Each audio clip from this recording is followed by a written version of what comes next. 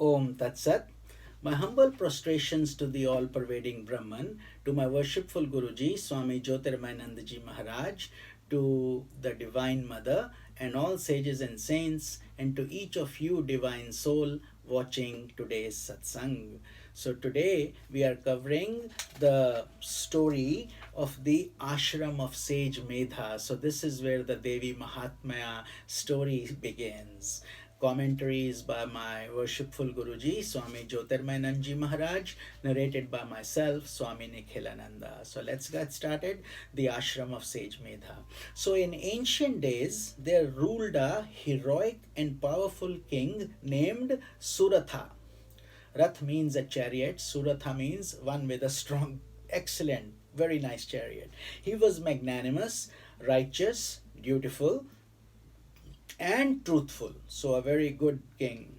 During his reign, many great kings became his enemies, and it came to pass that their armies surrounded the capital of Suratha.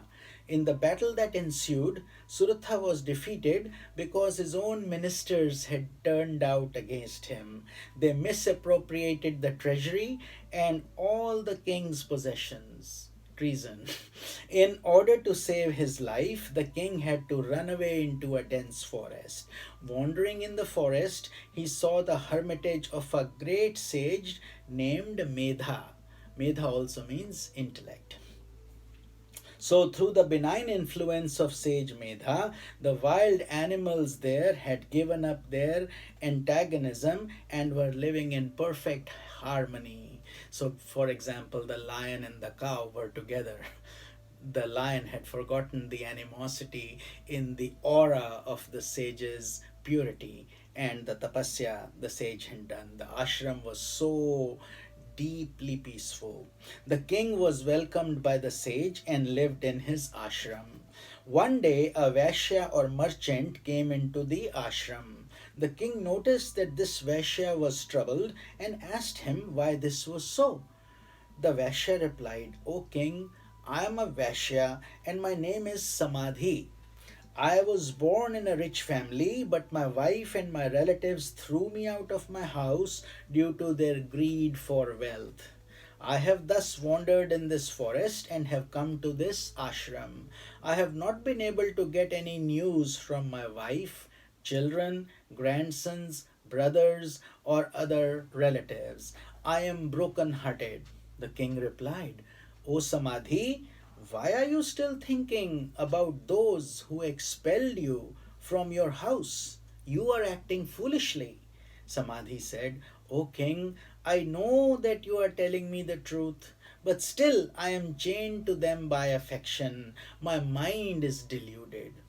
Eager to receive guidance, Suratha and Samadhi both went to sage Medha to ask for help in breaking the chains that tied their hearts to the objects of the world.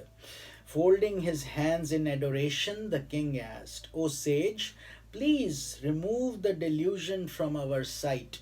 I, the king, have been driven into the forest by my enemies, and yet I have not been able to renounce the thoughts of my kingdom.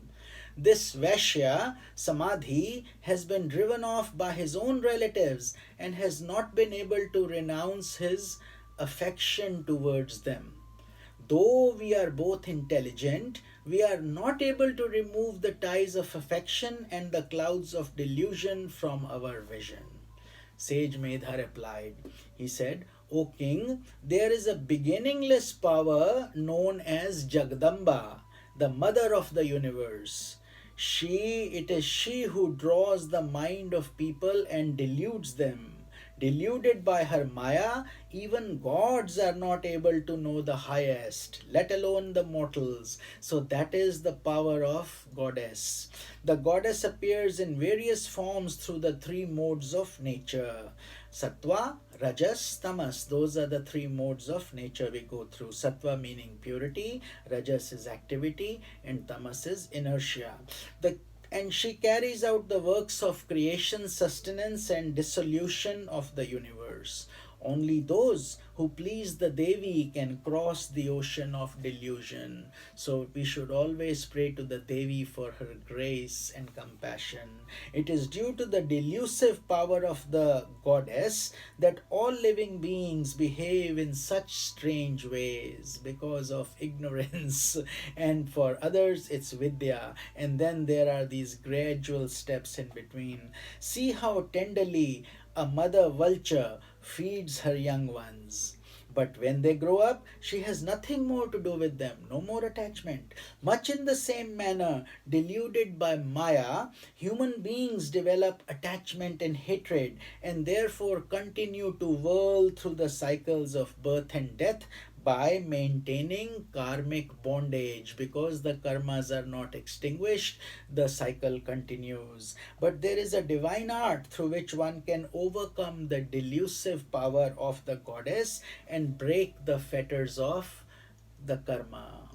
One needs to take refuge in the goddess herself, who has herself spread the veils of illusion before his eyes. So, as the illusion is removed, we start getting the vision of enlightenment. So, we will cover this mystic meaning tomorrow. So, it's a very interesting story and how it applies to our life. So, I humbly request those who are listening to try to be regular, and so you can keep up with the daily satsanga that comes in a very small format. I try to keep it under 10 minutes. Some sessions may go longer because of the depth of the subject matter, but generally this is satsanga for busy people, so everybody can take a little bit of time to listen to this in the format that is user friendly. But give me suggestions, leave me any questions you have.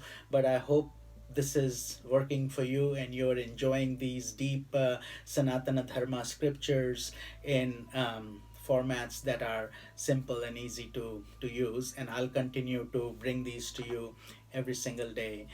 This is Swami Nikhilananda, and we'll cover this mystic meaning of this story tomorrow. Om Tat Sat.